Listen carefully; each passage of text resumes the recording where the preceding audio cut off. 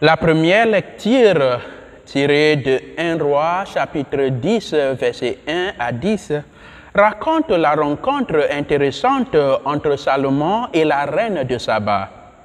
Saba était une nation riche et très civilisée située dans le sud-ouest de l'Arabie. Les dons coûteux que la reine apporte à Salomon témoignent de la richesse et de la puissance de sa nation. Riche qu'elle est pourtant émerveillée par la grandeur impressionnante de Salomon. Son palais, le temple, le culte, son royaume, son règne et surtout sa sagesse et son intelligence. Devant la richesse de Salomon et de sa sagesse, la reine ne peut que s'exclamer qu'il est béni et heureux ton peuple. Il faut retenir ce point très important sur Salomon. Alors que toute la richesse extérieure qu'il possède serait finalement considérée comme vanité sur vanité, comme le dit l'auteur de l'Ecclésiaste, seule cette sagesse demeure éternellement. La sagesse venant de Dieu, qui habite le cœur de l'homme et le ramène à Dieu.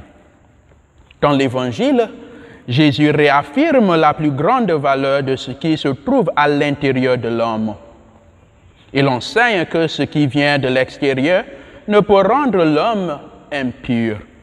De la même manière, ce qui est extérieur ne rend pas non plus pur.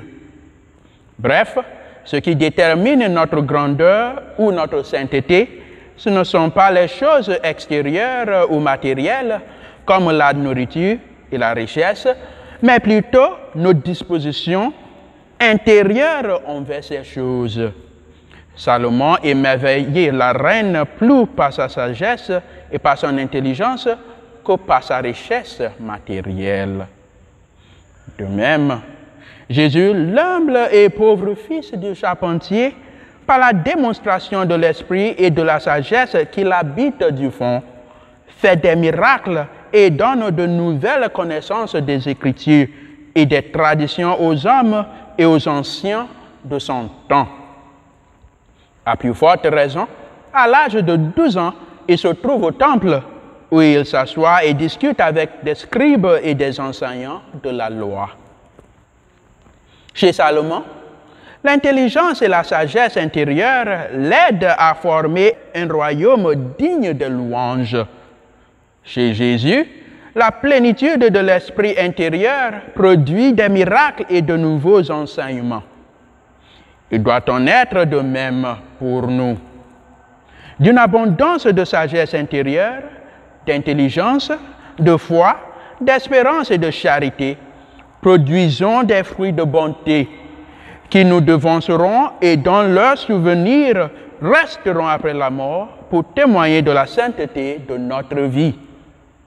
Nous rencontrons déjà trop de fruits des esprits intérieurs mal cultivés dans nos communautés, nos quartiers de résidence, nos lieux de travail, nos nations et le monde. Nous voyons et entendons chaque jour, en plus de ces mots énumérés dans l'Évangile d'aujourd'hui, la prostitution à grande échelle, la traite des êtres humains, les enlèvements et les meurtres rituels, détournement de fonds publics et appauvrissement des masses, la négligence massive des pauvres, l'exploitation d'indus et le dépouillement des nations par d'autres sous la menace des armes, tandis que ceux qui peuvent et doivent agir se taisent. Nous pourrions continuer de les énumérer sans cesse. Frères et sœurs, prions pour que la célébration de cette Eucharistie sainte, nous soyons tous et toutes renouvelés du fond de nos cœurs pour produire une abondance de fruits dignes de notre vocation chrétienne. Que Dieu nous y aide toujours. Amen.